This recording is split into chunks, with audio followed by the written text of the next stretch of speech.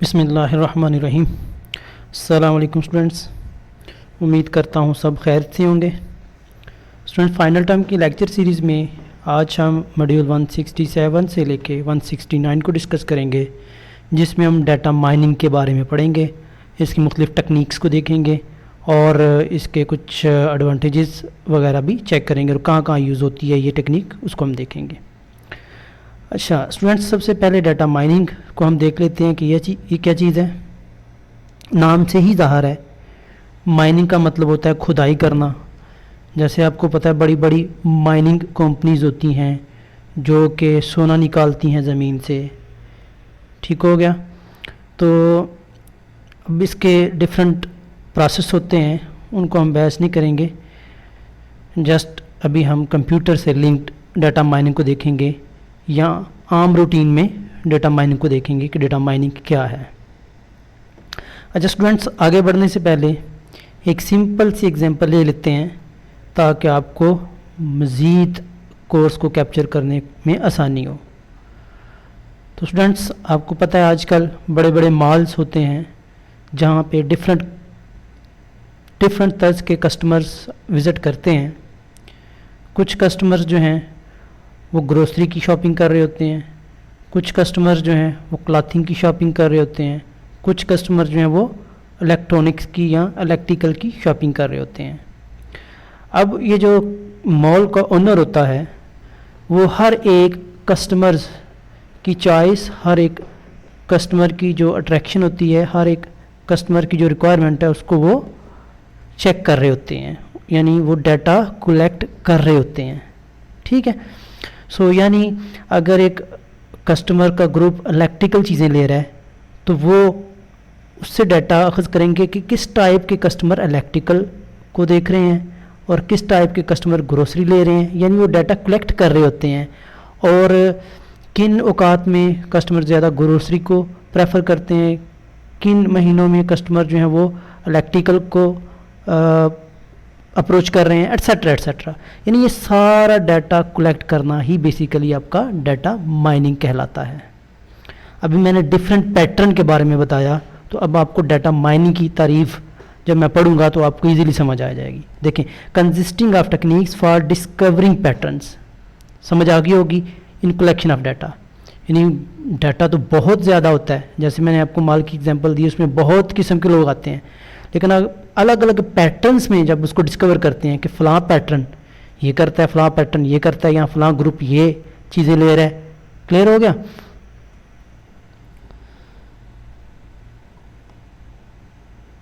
Next ہم دیکھ لیتے ہیں data where house. Data where house, ابھی مال کی میں ایگزامپل دے رہا تھا، تو مال آپ کا بیسیکلی ایک ڈیٹا ویئر ہاؤس ہے جہاں پر ڈیٹا پڑا ہوا ہے، کلیئر ہو گیا۔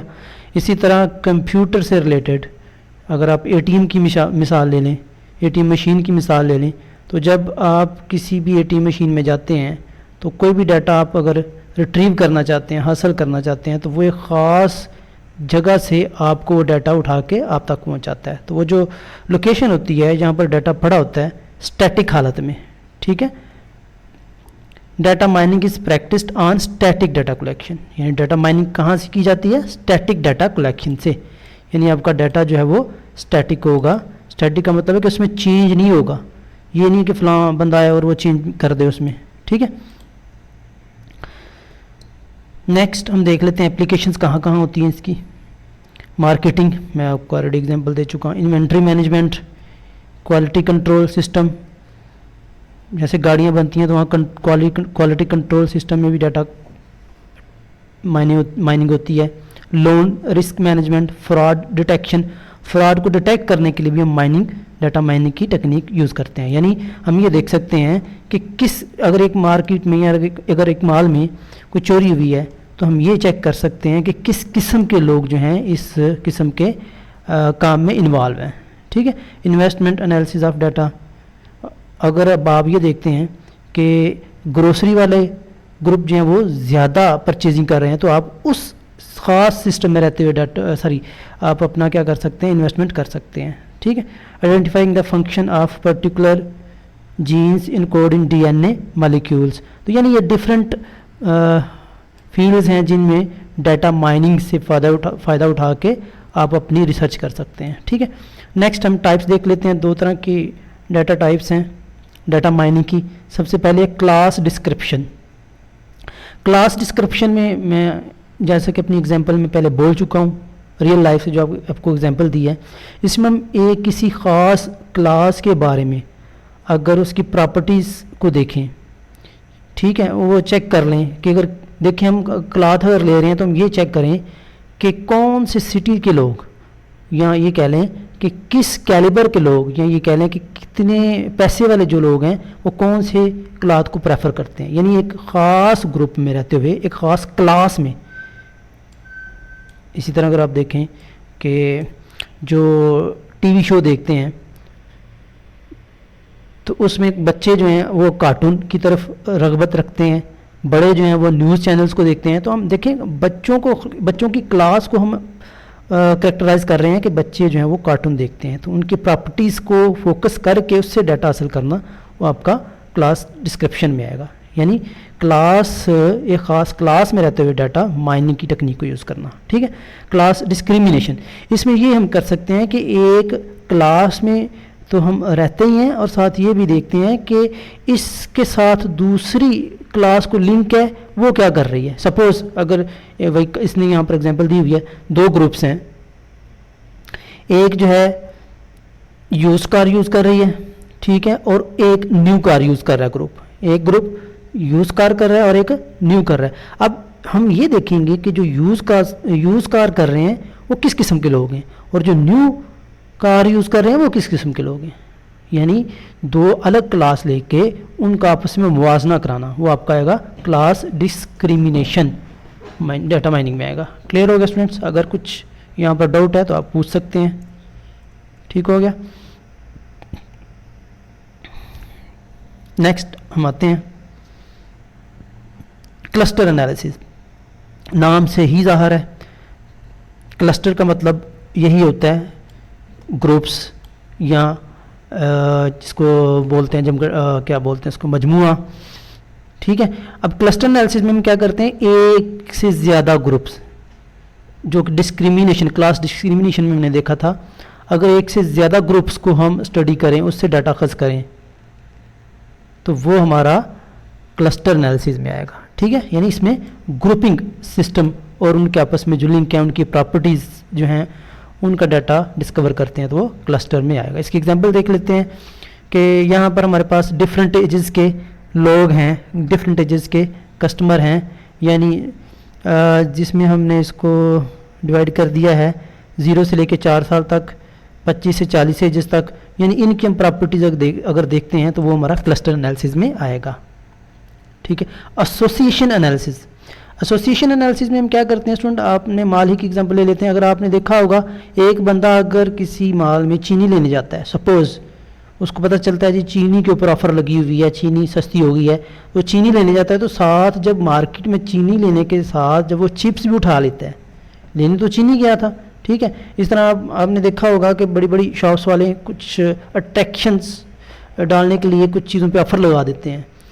अब वो ऑफ़र जब लगाई जाती है तो लोग अट्रैक्ट होते हैं, तो लोग उस ऑफ़र के साथ दूसरी चीज़ें भी ले आते हैं, यानी उससे एसोसिएट चीज़ को कर देते हैं। इस तरह अगर इसने मिसाल दी हुई है कि चिप्स लेने अगर एक बंदा गया, तो अब ज़ाहिर सी बात है चिप्स अकेले तो कोई बंदा खाएगा तो ऐसा उसको फील नहीं आएगा, तो उसके साथ वो क्या कर लेता है, कोल्ड ड्रिंक भी ले लेता है। ठीक है, तो इसमें देखें चिप्स की एसोसिएशन कर दी किसके साथ, कोल्ड ड्रिंक के साथ। तो ऐसा डाटा कलेक्ट करना है या माइन करना, उसको हम बोलते हैं association analysis. Outlier analysis. Outlier या आउटलाइन एनालिसिस का मतलब ये है, मैं वही बार बार एग्जांपल दे रहा हूँ आपको माल की, क्योंकि वो बड़ी सूटेड एग्जांपल है, वो इन सब चीज़ों पे सूट करती है। तो आउटलायर एनालिसिस का मतलब ये है कि अगर आपका एक डाटा फ्रीक्वेंटली, या ये कह लें कि एक सीक्वेंस से चल रहा है, आप डाटा कलेक्ट कर रहे हैं, कितनी एज के लोग क्या ले रहे हैं, ग्रोसरी की शॉपिंग कौन से ग्रुप कर रहे हैं, एट्सेट्रा एट्सेट्रा, तो सम टाइम कुछ ऐसे केस भी हो जाते हैं कि जिसकी वजह से आपकी जो रूटीन वर्क की शॉपिंग होती है वो डिस्टर्ब हो जाए, या ये कह लें कि माल में हो सकता है कोई चोरी हो गई है। ठीक है, अब ये जो डिस्टर्बेंस آئی ہے اس کی کیا ریزن ہے اور یہ کیوں ہوئی، ان گروپس کو یا ان فیکٹر کو ٹارگٹ کرنا جس کی وجہ سے یہ ڈسٹربنس آئی ہے، اس کو ہم بولتے ہیں آؤٹ لائر انالیسس، یعنی identify errors in the data collections. Clear ہو گیا، سمجھ آ گئی؟ یعنی آپ نے یہ دیکھا تھا کہ گروسری کی شاپنگ اچھی خاصی ہو رہی ہے، ایک ویک میں سپوز 10,000 کی ہو رہی ہے، تو نیکسٹ ویک میں ہو سکتا ہے کہ یہ 1,000 سے بھی کم ہو، اس کا جو آؤٹ پٹ 1,000 سے بھی کم ہو. تو اب اس میں جو ایرر آیا ہے، اس میں جو ڈسٹربنس آئی ہے، کس کی وجہ سے یہ آیا، اس کو ٹریک کرنا ہمارا آؤٹ لائر انالیسس میں آئے گا. سیکوینشل پیٹرن انالیسس، اب یہ بھی نام سے ہی ظاہر ہے. سیکوینشل میں ہوگا کیا کہ آپ یہ دیکھیں گے کہ جو ڈیٹا آپ کلیکٹ کرتے ہیں اس میں پہلے گھنٹے میں، یا یہ کہہ لیں کہ اگر ایک مال کی مثالیں لیتے ہیں، بار بار وہی دے رہا ہوں میں، ایک مال کی مثالیں لیتے ہیں کہ ایک مال میں اگر ایک دن میں شاپنگ ہوئی ہے 10,000 کی، آپ یہ دیکھتے ہیں کہ اس 10,000 کی شاپنگ میں پہلے گھنٹے میں کتنی ہوئی، دوسرے میں کتنی ہوئی، تیسرے میں کتنی ہوئی، چوتھے میں کتنی ہوئی، یعنی کہ سیکوینس سے آپ ڈیٹا کلیکٹ کرتے ہیں. کلیئر ہو گیا؟ تو اس کو ہم بولیں گے سیکوینشل پیٹرن انالیسس. ٹھیک ہے، sequential pattern analysis might reveal trend in environmental system such as climate condition. ابھی کلائمیٹ کنڈیشن کی بھی ہم ایگزامپل دے سکتے ہیں کہ کلائمیٹ، یہ دیکھتے ہیں کہ اگر کسی ڈیٹا میں فرق پڑا ہے تو اس میں کلائمیٹ کنڈیشن کا کتنا اثر ہے، یا یہ کہہ لیں کہ کلائمیٹ کنڈیشن بھی آپ کو پتہ ہے ایک سیکوینس میں چینج ہوتی رہتی ہے. نیکسٹ ہم دیکھتے ہیں ڈیٹا کیوبس کیا ہوتے ہیں.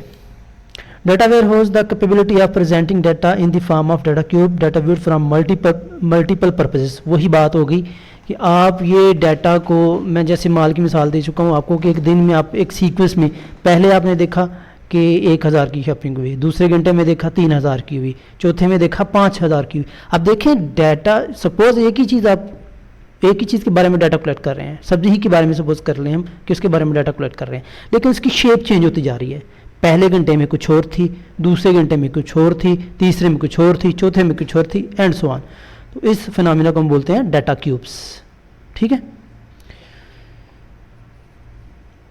ملٹیپل ڈائمینشن، یعنی جب ڈیٹا ملٹیپل ڈائمینشن شو کر رہا ہو تو اس ڈیٹا کو ہم ڈیٹا کیوبس کا نام دیتے ہیں.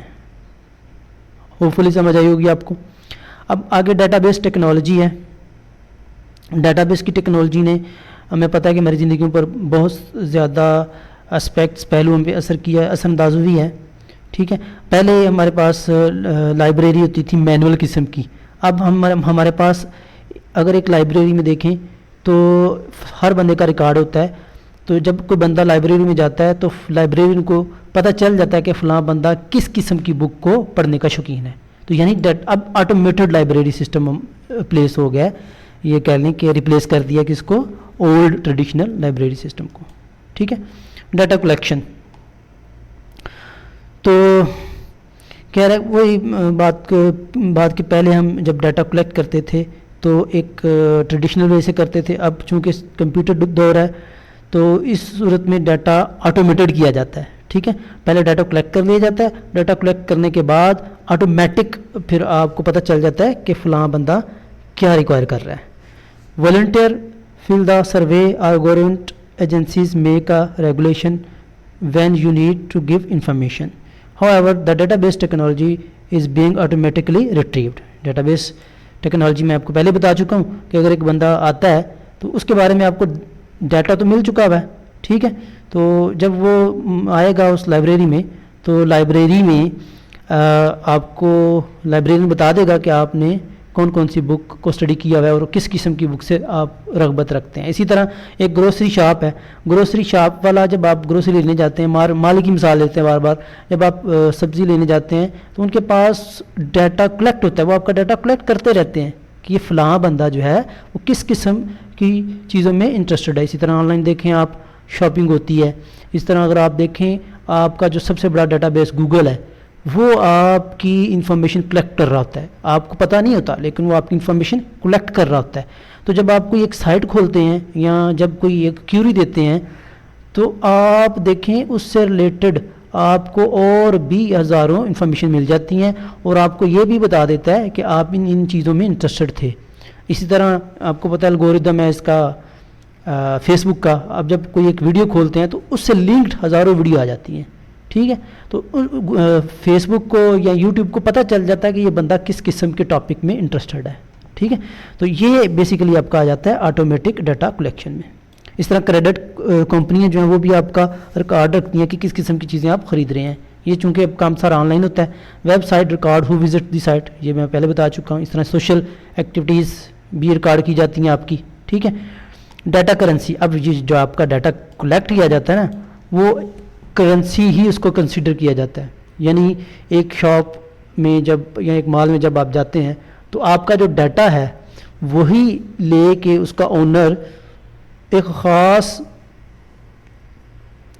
خاص مارکیٹ میں اس کو کیا کہہ سکتے ہیں کہ ٹارگٹ کر کے کسٹمرز کو وہ ڈیٹا سیل کر سکتے ہیں، ٹھیک ہے. اب ڈیٹا پروٹیکشنز کیا ہے؟ ظاہر سی بات ہے کہ جب ڈیٹا کلیکٹ ہوتا ہے تو اس کی پروٹیکشن بھی ضروری ہوتی ہے. تو اس کے لیے مختلف لاز ہیں، ٹھیک ہے، لیگل ریمیڈیز ہیں. تو several approaches to protect society from obvious use of data, ٹھیک ہے.